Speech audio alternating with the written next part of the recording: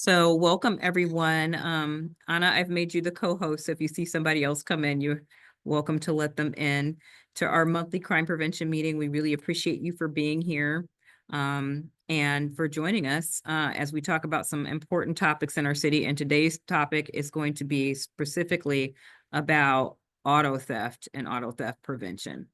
So we're looking forward to that. And I'll share my screen with you, hopefully, so that you can see. And while we're doing that, the one thing I wanted to make sure that I reminded people of is, does everybody know that there's been some changes to online reporting? Everybody aware of that? Can everybody still hear me? Yeah, we can hear you. Yeah, Yeah, so not if aware of that. so I wanted to make sure you all knew is that there's been some changes to the police department's online reporting. Last month, the city council, under the city council advisement, the police department stopped utilizing our online reporting system because our online reporting system is powered through LexisNexis, and there were some concerns about privacy and security related to some immigration issues. And so we're going to be looking for another online reporting system. We know that lots of people use LexisNexis. I know the school district uses this, others use it as well. But the direction really was to move away from that system. So what that means now is there is no online reporting. So I wanted to make sure that I shared that with everyone so that you knew. I know that it can be kind of a pain if you just have an auto burglary or something where someone needs to take a quick report. But we wanted to let folks know that we definitely need to not direct people towards the online reporting because it will not work. So we're going to be putting out some more advisories about that, but I wanted to make sure that you all as crime prevention folks knew that so you could share that with your neighborhood watch groups and neighborhood councils. You cannot report anything online right now. Yeah, yeah, I know it's kind of shocking in some ways because we're so used to reporting things online, but hopefully we'll be back up and running pretty soon. And again, for those of you who are new or who just joined us, I'm Michelle Milam, Crime Prevention Manager for the Richmond Police Department. I am your speaker for today. And there's a couple of topics that I just wanted to go over briefly with you, but I wanted to talk to you about what's going on with crime trends in the city. And one of the major crime trends that we have going on in the city right now is obviously combating robberies. Even though we made a few good arrests and we think that that will definitely make a significant impact on our robberies, especially from December to January, it's still an issue. You know, it's still an issue that we face in the city, and we'll talk a little bit more about that. And then the other issue that we want to make sure that people are aware of is auto theft. Auto theft is a cyclical issue. You know, it's something that hopefully with manufacturing and time, we'll be able to engineer our way out of some of these auto thefts, but until then, they still are crimes of opportunity and they still happen quite frequently. So we'll talk a little bit about that as well. And then we'll open it up for questions that you have for what's going on in your neighborhood and what's happening. So before I get started, I want to make sure everybody can see my screen. Everybody's good? Yeah. Everybody can hear okay? All right. Yeah. Yes. So auto theft in Richmond, California, definitely still an issue. And we've had a recent surge in auto burglaries. So our auto burglaries have seen some significant increase in the past year, and this has raised some concerns among the community. And typically the pattern we see with auto burglaries is that they'll go up for a period of time. Sometimes they dip, and we will see them with frequency again. We see them during certain times of the year spike. Crime usually spikes definitely towards the end of the year. So that's something that we want you to be aware of and just be informed as you kind of go about your daily business so that you don't become a victim of an auto burglary. Nobody likes to be a victim of an auto burglary. Nobody likes to come back and find their car is gone, and then go through that hassle of trying to track it down. We usually recover vehicles that are stolen, so they are stolen and they are recovered. Sometimes they're recovered in Richmond, sometimes they're covered in other cities, and you'll get the call that your car has been recovered and you have to come and get it. But there are some things that you can do to help protect yourself. So it's common in targeted locations. So certain areas and neighborhoods of the city are hotspots. We kind of know this. There are hotspots for dumping stolen vehicles and there are hotspots for taking stolen vehicles. And usually the way these crews work is they kind of, work in areas that they're familiar with. These are areas where they have vehicles that are commonly stolen, vehicles that are easy to be able to get into, and they tend to return back to these areas over and over again. They like to target areas where people are gone for a long period of time, where they know you're not going to be looking at your car or monitoring your car. So having some kind of monitoring device on your car is always really important. And so today we'll be talking about things you can do to prevent being victimized, and just educate yourself and your neighbors, so you can help protect yourself, and try to avoid as much as possible becoming a victim of auto burglary. And, while we understand these are trends, I just want to stress that, any of the places that I mentioned today, it could be this place one day, it could be another place another day. That doesn't mean that the place is inherently unsafe. It just means that likely some of the places that I'm going to talk about that are hotspots are places where you have a lot of folks who park their vehicles for long periods of time. So it doesn't mean you shouldn't go there, but it does mean that there's some steps that you should take to secure your vehicle no matter where you go. So a couple hotspot locations that we've seen this cycle around is Pacific East Mall. If you've ever visited the Pacific East Mall, it actually is a great place to visit. Lots of stores and shops there, a lot of international stores, great food, eateries. If you know anything about the Pacific East Mall, usually it's a place where you go and you walk around and you shop. It's a great destination for people who shop and who come from international communities to shop. We have a lot of folks that are visiting who are from overseas that come to the Pacific East Mall.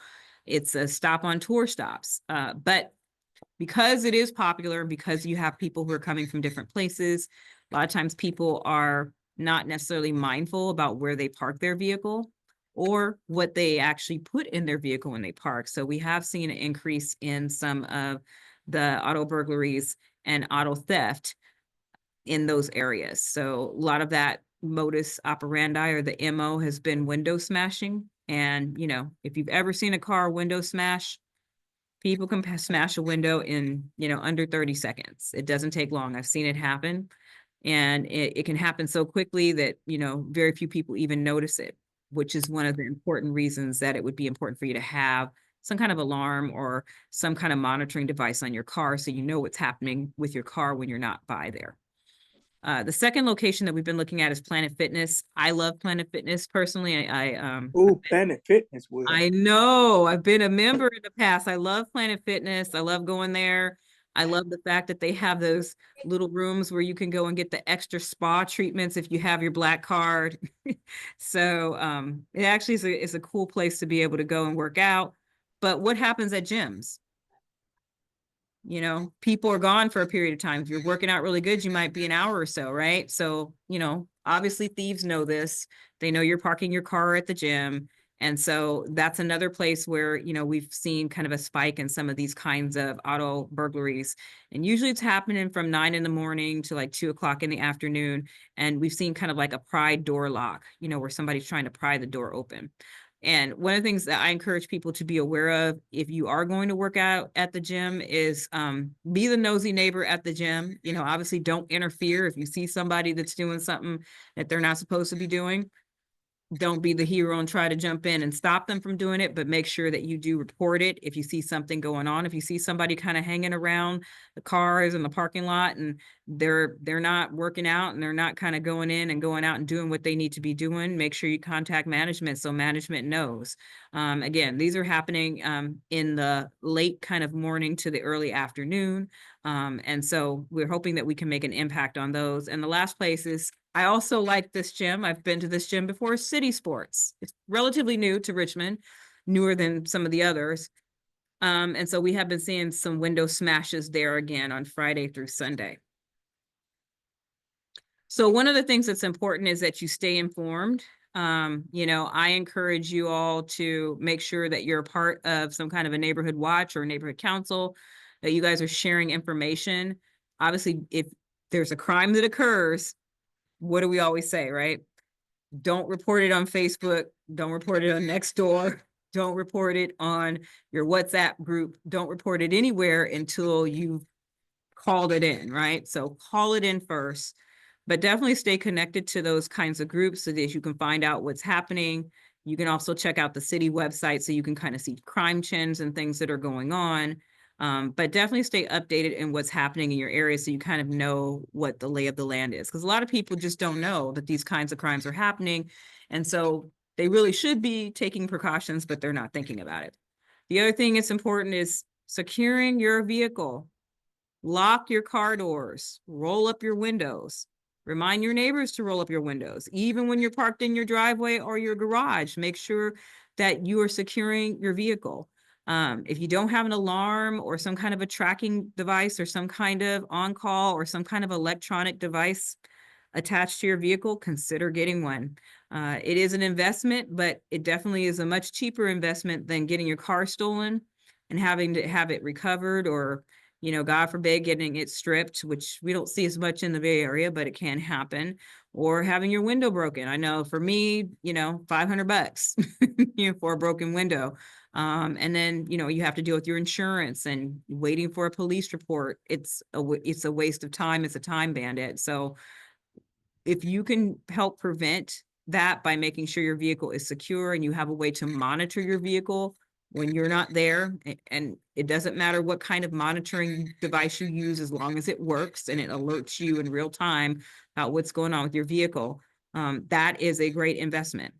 The final thing that we recommend is avoid leaving valuables in plain sight. So any visible items, electronics, bags, packages, purses, anything like that. Do not leave it in your car. You know, sometimes it's just a bag. It might be a bag full of stuff. There may be nothing in there, but the thief doesn't know, right? They might think that there's something in there that they could sell or use. So it's important for you to be able to do that. I'm going to remind myself tomorrow about that. So those are the things that we wanted you to think about. Here are some of the ways that you can help protect yourself. Alarm systems for vehicle security. So, you know, how many people by show of hands use electronic alarm systems? Okay. Some kind of alarm system on your car. It could be motion detectors, door sensors, tracking devices, glass breaking sensors, you know, sensors that help detect unauthorized entry or movement or tampering. I strongly, strongly, strongly encourage you, especially if you have one of the most commonly stolen vehicles or the vehicles that are most likely to have things like we talked about, catalytic converter theft, like a Prius or something like that. I strongly, strongly encourage you to get one of these alarm systems and make sure you get your car secured. If you don't have that kind of dough, a mechanical anti-theft device for many of your vehicles, your Toyota Corollas, your Hondas, those are helpful too. They're relatively cheap. You could probably get one for, you know, $30. They help prevent vehicles from being stolen because you can't actually drive the vehicle. It locks the wheel. They're called wheel locks and steering wheel locks. You know, the brand name is the Club. We're not promoting any brands, but those kinds of things are helpful. And they have brake pedal locks as well and gear shift locks. So, you know, those are things that help prevent the thief from being able to actually take your car.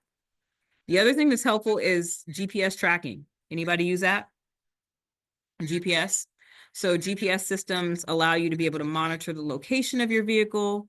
They make it easier for you to be able to locate a stolen vehicle. They have immobilizer systems, you know, kill switches. So if somebody steals your car, I love these kinds of devices. It makes it difficult for them to be able to go anywhere. That's a great system to be able to have in your car. And then now, you know, we're in a new age. We have biometric security. And so those are advanced alarm systems. Those are the real fancy ones that have biometric technologies like fingerprint or facial recognition. So you can't actually start the vehicle if you're not the person who is actually registered biometrically to that car. Isn't that kind of cool? You know, new age. So there's all these different kinds of ways to secure your vehicle. If you're going to spend as much money as you can to get a vehicle, I definitely recommend you spend some extra dough if you have it to secure it. And so there's high cost to low cost ways you can do that. Garage. So, you know, not necessarily a public parking garage, even though that's the picture, but if you have a home garage, I think we talked about this with catalytic converter thefts, park your car in the garage.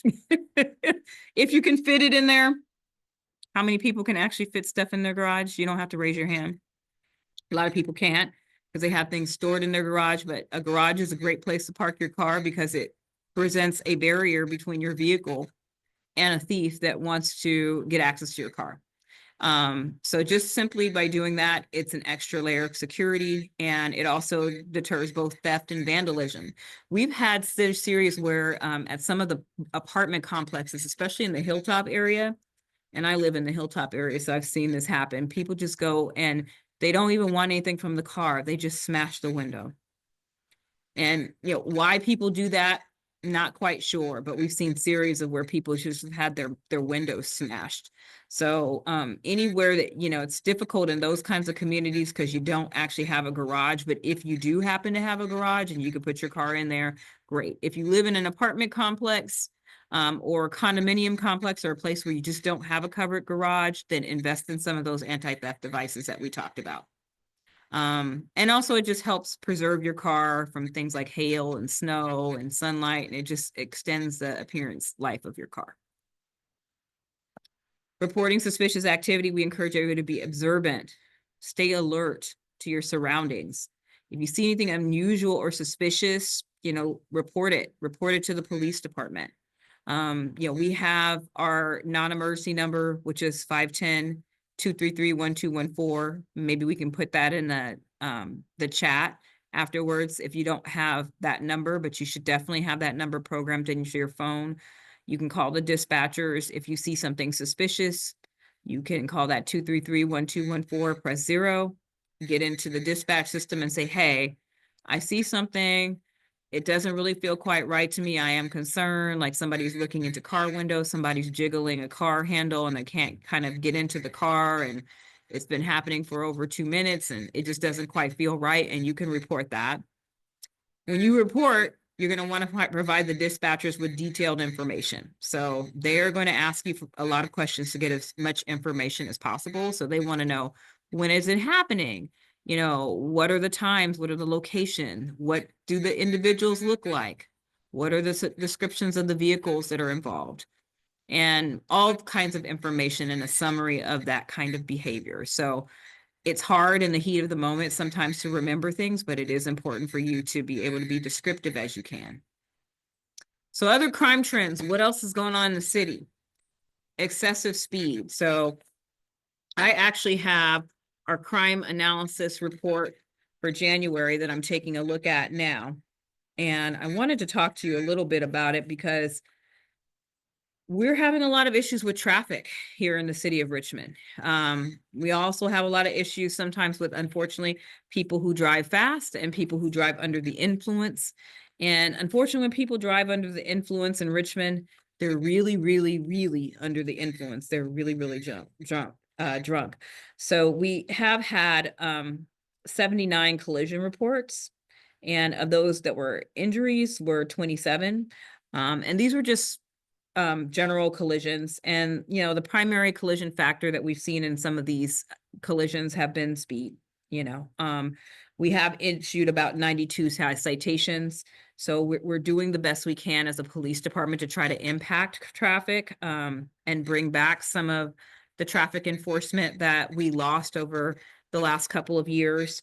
But it is really important for you to drive defensively, because, as I've noticed on the road, and I'm sure you have too, a lot of people do not obey traffic signals. They don't obey traffic rules. They might be under the influence, or they might just be driving really fast and they're not paying attention to what they do. The second thing that we've noticed a lot of is burglary. So a couple of hot spots for burglaries. The Hilltop Mall Road area has seen some commercial burglaries that have been mostly businesses that have sustained some loss from people who have stolen things. We've seen a series of armed robberies as well in the area of Hilltop. So Bank of America has experienced some ATM thefts. I encourage everybody, if you're going to go to an ATM, I'm not saying don't go to an ATM. Be very mindful of going to the ATM. Go in, go out, get whatever you have to get. If you can avoid it, do not go at night. Go with someone else. And whatever you do, don't sit in your car after you've taken your money out the ATM, because someone might have been watching you as you withdrawn your money, and they might break into your car with you in it to try to get that fund. So that has happened to us in the past. We had more of an occurrence of that last year, not as much this year, but we still are seeing some strong armed robberies around ATMs. Also the 5400 block of Esmond, we've seen some things around like our parks, like Shield Reap Parks, where somebody has had their purse taken, or around 16th Street where somebody had their backpack taken, or Costco where somebody's taken a backpack from somebody.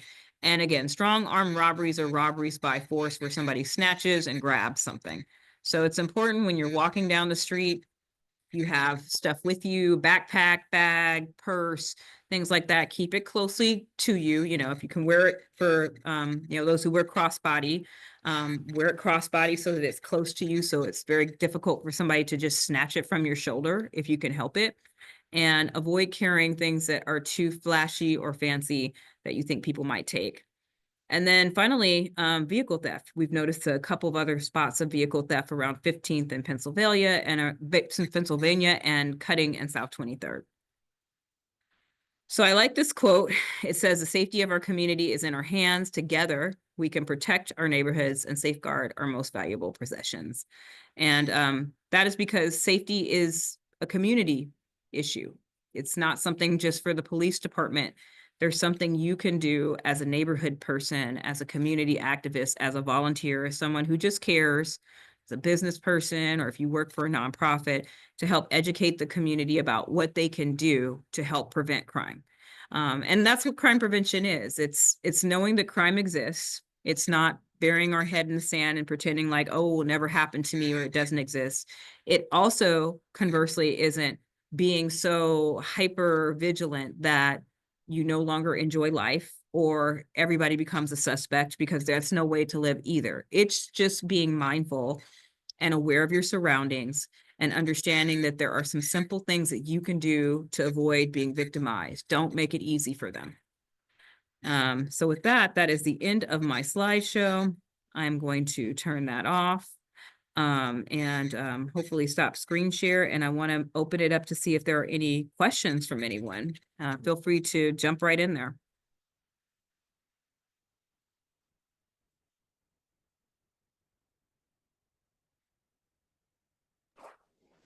Yes, Michelle. What kind of was it armed robbery on Pennsylvania? It was strong armed robbery. So it wasn't with a weapon, as I understand it. It was somebody trying to do kind of like a snatch and grab, Okay. in that area. So usually those are people who are walking. Sometimes they're getting out of their car or their vehicle and they are, or getting into their vehicle, or they're just walking and maybe not paying attention, and just somebody trying to snatch whatever they have, a purse, a backpack, things like that. So we have seen a trend in strong arm robberies rise from, I think, the month of December, and it's starting to trail off again in January. So we, Uh-huh. yeah, but those are the kinds of things that we're seeing for the strong arms. Yeah, and the gym up in Hilltop, and they have security around there, and cars are still being broken into. Well, security is helpful, but I, in defense of security guards are not going to see everything. And, depending on how the security works or what the schedule of the security is, sometimes these thieves learn the schedule of the security guards. And so they kind of know when the security guards are going to be there and when they're not going to be there. So, I think that it just is incumbent upon everyone. For example, I had a membership to 24-hour fitness. I've had a membership to Planet Fitness. If I see something going on in the parking lot that doesn't look right to me, I'm either going to pick up the phone and call the police, or I'm going to let the management kind of know so that they're aware of it. So we all just have to be mindful of that. We don't want to be so afraid that we don't go to these businesses, because then they win. If they can make you not go to your gym because you're concerned that your car is going to get broken into, then the thieves have won. But I encourage everybody, when you go to the gym, clear out your car. Don't leave anything in there. Try to park up front where the light is, in well-lit areas. So, that, it's clear, what's happening with your car. So your car isn't parked way back in the back somewhere. And then we are encouraging the businesses also to illuminate your parking lots, add additional lighting, add some cameras. All those things can help.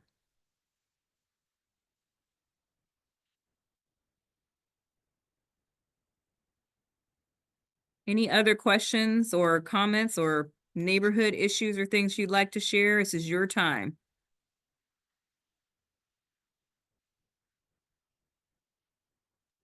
Hey, Michelle, it's Carla. Hey, Hey, Carla. real quick, do we know what was going on this afternoon? Helicopters. I know that I just heard something about put your hands up. It's over like in the cutting area. Yeah, I know that we had some kind of assist that we had out there, but I'm not sure exactly what that was because right as that was going on, I was getting ready to set up for this meeting, so I haven't been updated or briefed. But I'll try to find out so that I can let you know. But I definitely heard the same thing too. I heard people kind of go out of here code 3, so I know we were assisting obviously in that area. Gotcha. Thank you so much. You're welcome.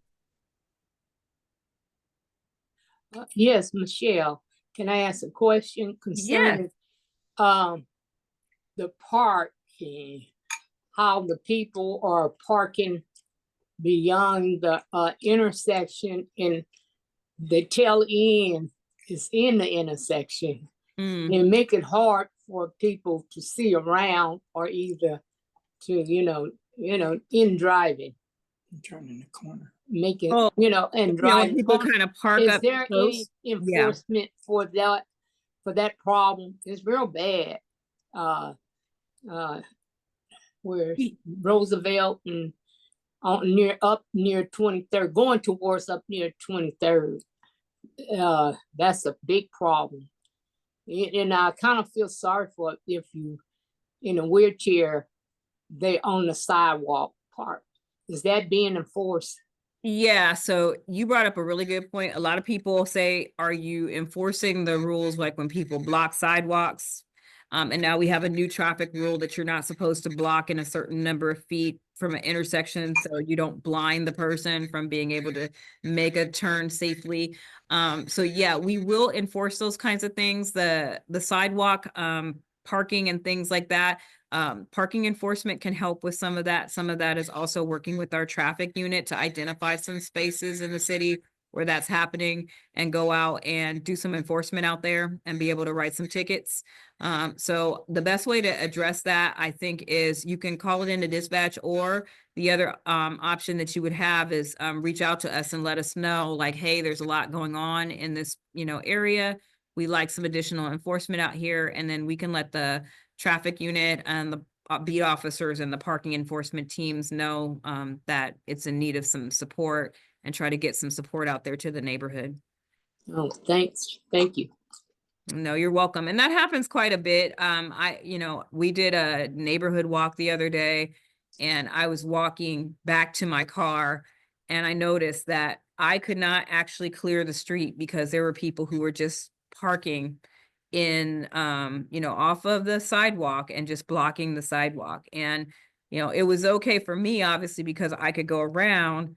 However, if somebody was had a baby stroller, or somebody had a wheelchair or something like that, or somebody was disabled, it would be difficult, unsafe, and potentially could injure them, because they don't have the ability to use the sidewalk. So we've cited and ticketed people for that before. And just to give you a perspective, right now, I believe we have 6 parking enforcement officers. I'm not sure if there are any in background right now. I don't think that there are. For a city of 110,000, Berkeley has at least 30, if not more. So, Richmond definitely has improved, because does anybody know how many we had during the pandemic? How many parking enforcement officers? And these are civilians. Was it 2? One. One. What? It was one for about, I want to say a couple years. Wow. It was Well, just one. It was just Amanda. And she worked very hard. It was just her by herself. Mm. So we were grateful to get more parking enforcement officers, but you know, I will say to you, the position of parking enforcement, we really do need to think about how we can help retain those employees because the salary level is not competitive. And Mm. so, you know, unfortunately, we lose them. I think if somebody's out there doing parking enforcement, they should be paid just as much as someone who's, you know, working at a fast food restaurant, you know, just that's my personal opinion. Wow. Because otherwise you can't keep them because they're going to want to move up and there's not an option for them. So we don't just want to hire more parking enforcement officers because definitely we need more, but we also want to make sure that we keep the ones that we have. And so part of that is also making sure that, you know, we're competitive, you know, when we hire for parking enforcement. So you don't lose somebody that you spend a whole year trying to train to get up and running. Okay. Thank you. Yeah, I think people don't often know that Richmond is still critically understaffed in a lot of areas. I mean, you do know it. I'm a resident, so you drive around the city and you may see things and like, well, why is that like that? And, you know, we still have staffing issues. We're doing the best we can to kind of get up to staff. And I think that there's been efforts to try to increase the staffing, but we're still affected by it. Don't get us wrong. And I'm not saying this an excuse as a resident for your city not to work for you. But you know, you need parking enforcement people if you want to enforce these kinds of things like sidewalk stuff. We were talking with the 23rd Street merchants about that last week. And they wanted more parking enforcement on the weekends along 23rd Street because you can see that the parking definitely picks up and the issues pick up on the weekends. And so we do have parking enforcement officers who come in on overtime on the weekends, but we don't necessarily have full-time parking enforcement that's staffed, you know, 7 days a week for these critical and key periods where we might need parking enforcement. And so that's where we kind of really need to say, okay, if we really want to do all the things that the public wants us to do and prioritize safety issues, how many of these folks do we actually need? And then when budget time comes around, that's where you all as residents really have a voice. You have to advocate for what you feel is important. You know, we can say we feel it's important. We could say, you know, we want 17 parking enforcement officers, and the city council and the city manager could say, well, we'd like to give you that Richmond PD, but we may not be able to do that. Maybe we can do 12. And maybe we have to make some choices about other places. So if this is something that's important to you, it's up to you to advocate, you know, for what you think is important.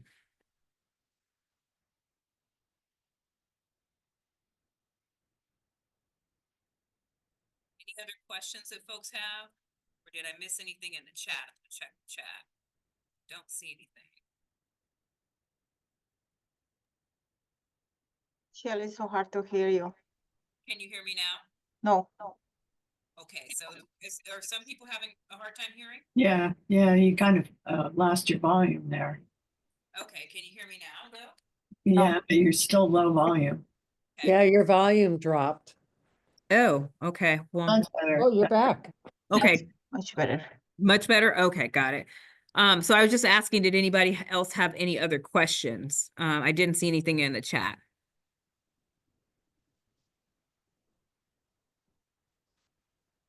Okay.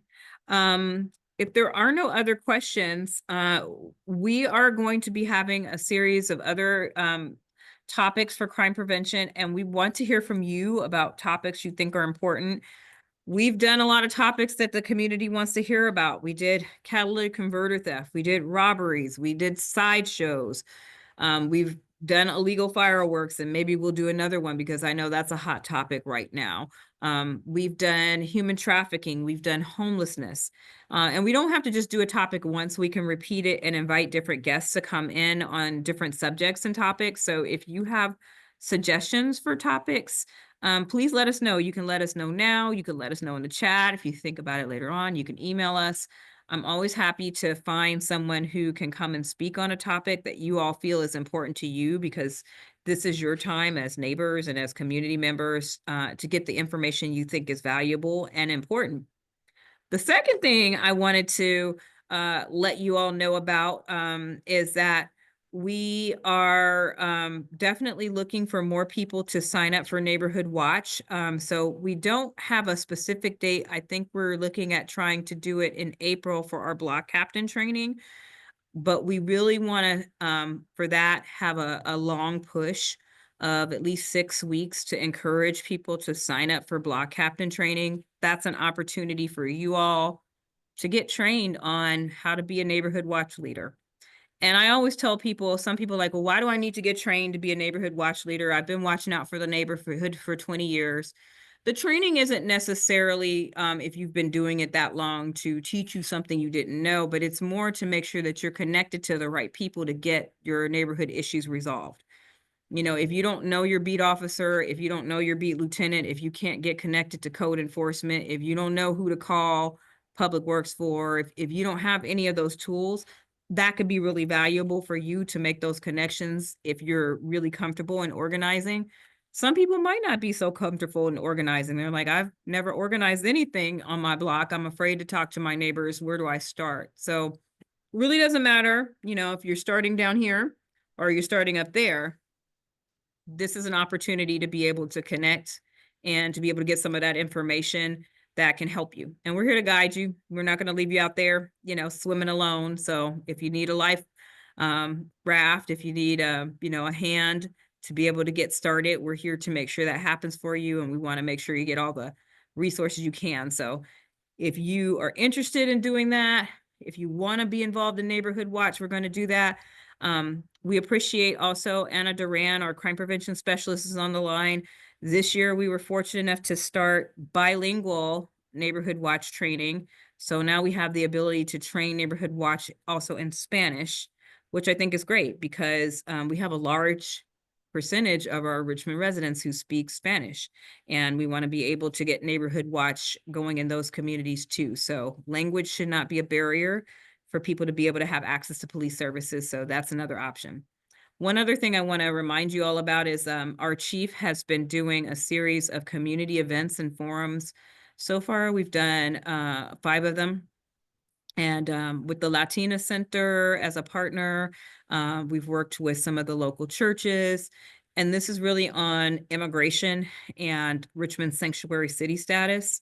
So for everybody who doesn't know, Richmond is a sanctuary city. California under SB 54 is a sanctuary state. That means we don't cooperate with ICE. We don't work with ICE. We don't report to ICE. We don't know when their operations are. So ICE is not something that, you know, we build a partnership or a relationship with. And there's a lot of misinformation and confusion in the community about that. And we wanted to be able to clear that up because we want people to know if you are a victim of a crime, it does not matter what your status is, you can still come report things to the police department. We've had people who have been victims of sexual assaults. We've had people who've been victims of robbery, victims of abuse, elder abuse, or just general, you know, property crime. And they're afraid sometimes to report because they think we're going to report them to immigration. We do not. We do not cooperate with them. We don't work with them. If ICE comes to Richmond, that doesn't even mean that they're going to necessarily tell us that they're here or what their purpose is going to be. We may not always know. If we do know, we will share that via social media to try to dispel rumors and misinformation. Like, hey, yes, there was some police activity today and it did involve immigration enforcement. But we, as the Richmond Police Department, do not participate in immigration enforcement. And so we've done a series of forums that have been well attended where people had an opportunity to be able to ask questions.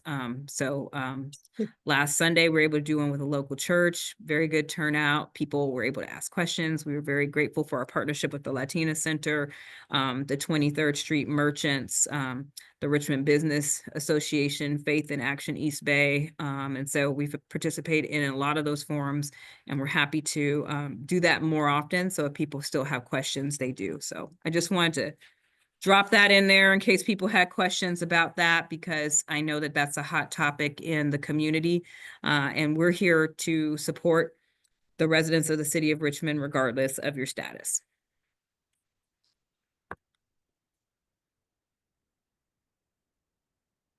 And so with that, if there are no more questions or there are no more comments, I want to turn it over to anybody from crime prevention if you have any updates that you'd like to share before we close out. No, hi, this is Carla, Crime Prevention Executive Board. So just as Michelle and everybody that's been on crime prevention, we are here for you guys. If you guys want to talk to a volunteer about what's going on in your neighborhood, or if you want a little more insight about crime prevention and neighborhood watch, both Cindy and I are on the board. So we are more than happy to assist at any time. And if we know in advance, and if you guys are starting a neighborhood or refreshing your neighborhood, we'll be happy to attend your neighborhood watch meeting as well. And then just a lot of, great things with crime prevention. You get to know your neighbors. I think it's really important that we just don't come home and close our windows and doors. That's not probably, I don't know why people moved here, but for me, it was more, it was very much that I just landed in Richmond and, I've been here like 25 years. Again, if you need help, if you just want to talk to somebody on the crime prevention board, we'll be happy to assist. Thank you so much, Carla. And I see Mr. Farr joined. Hi, Mr. Farr. I know you joined at the tail end, and we appreciate you for being on here. And we're looking forward to a great Southside egg hunt this year. So Mr. Farr does a great job organizing East Shore Neighborhood Council, and thumbs up. So thank you for being on. Appreciate you. And by the way, if you didn't get a chance to check out City Council last night, hopefully you all will be able to go back and review it on KCRT. There was a great presentation about the Guardians of Justice for Black History Month, and had a lot of folks from the police department who were here from the past and the present to celebrate the struggle for equity within the department that people made, and the sacrifices that folks made to be able to have some of the changes that we have now. And the crime prevention program came out of that era. If we didn't have the struggle that the Guardians of Justice had in terms of having the police department address issues of discrimination within the department, and the need for systemic change, we would never have things like the CPRC, Crime Prevention, Richmond Police Activities League. All those things came about because of the actions of people who wanted to make change in the department to move us towards where we are now. So we were very appreciative. There was a really nice honoring of some of those individuals who stood up during that time last night at City Council. So I hope you get a chance to go back and check that out. So any other news or announcements that people want to share before we log off?